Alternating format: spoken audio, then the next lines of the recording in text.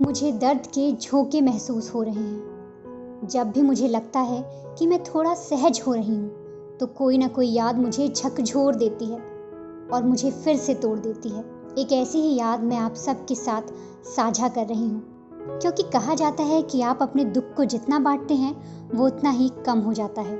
मुझे मेरे परिवार वालों ने हमेशा बताया कि मम्मी और पापा एक बेटा चाहते थे। ऐसा इसलिए भी क्योंकि मम्मी की पहली संतान लड़का था, जिसे उन्होंने जन्म के सिर्फ 1.5 साल बाद खो दिया था।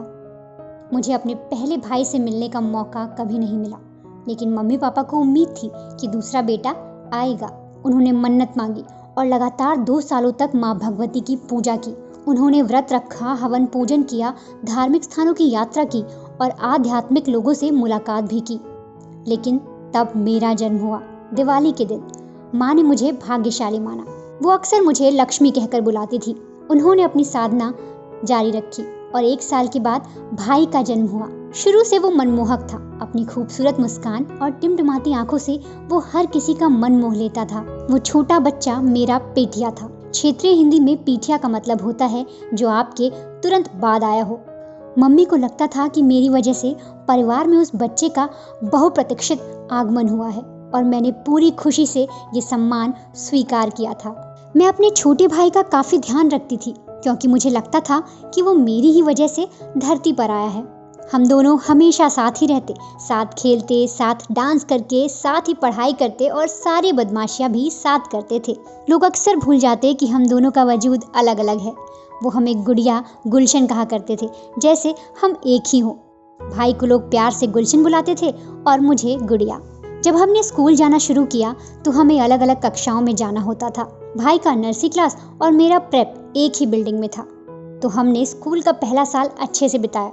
लेकिन उसके बाद मेरा यूकेजी क्लास दूसरी बिल्डिंग में हो गया और उसका प्रेप पहली वाली बिल्डिंग में ही रहा। हम लोगों को अलग होना पड़ा।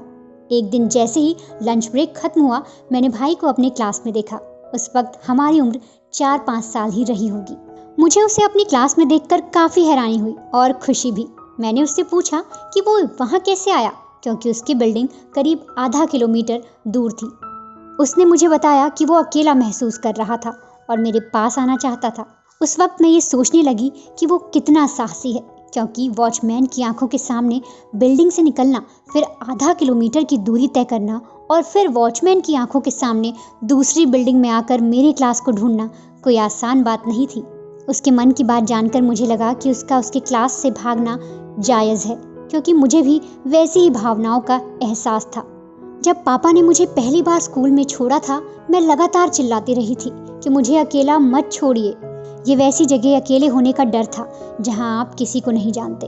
तब 5 साल की उम्र वाली बड़ी बहन होकर मैंने उसे भरोसा दिलाया कि वो मेरे साथ रह सकता है। पहले तो मैंने उसे अपने और दोस्तों के बीच में छिपाने की कोशिश की, लेकिन अटेंडेंस लेते वक्त टीचर ने देख लिया।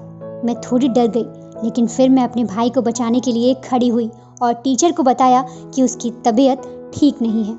मैंने टीचर से पूछा कि क्लास खत्म होने तक क्या वो मेरे साथ रह सकता है। टीचर ने इजाज़त दे दी। हम खूब खुश हुए। 2 पीरियड के बाद उसे अपने क्लास में भेज दिया गया, लेकिन तब तक हमने खूब मस्ती की। अब तेज़ी से आगे बढ़ते हैं और 2007 में चलते हैं। मुझे याद है जब मेरी शादी हुई और मेरी विदाई हो रही थी। भाई ने मुझे ज़ोर से पकड़ा और हम खूब रोए। मैं अमेरिका जा रही थी, लिहाजा हम दोनों ना तो साथ रहने वाले थे और ना ही जल्दी जल्दी हमारी मुलाकात होने वाली थी। हम दोनों अपनी ज़िंदगी में व्यस्त हो गए। भाई बॉलीवुड चला गया और उसकी कामयाबियों पर हम गर्व करते रहे, लेकिन मुझे हर वक्त उसकी चिंता रहती।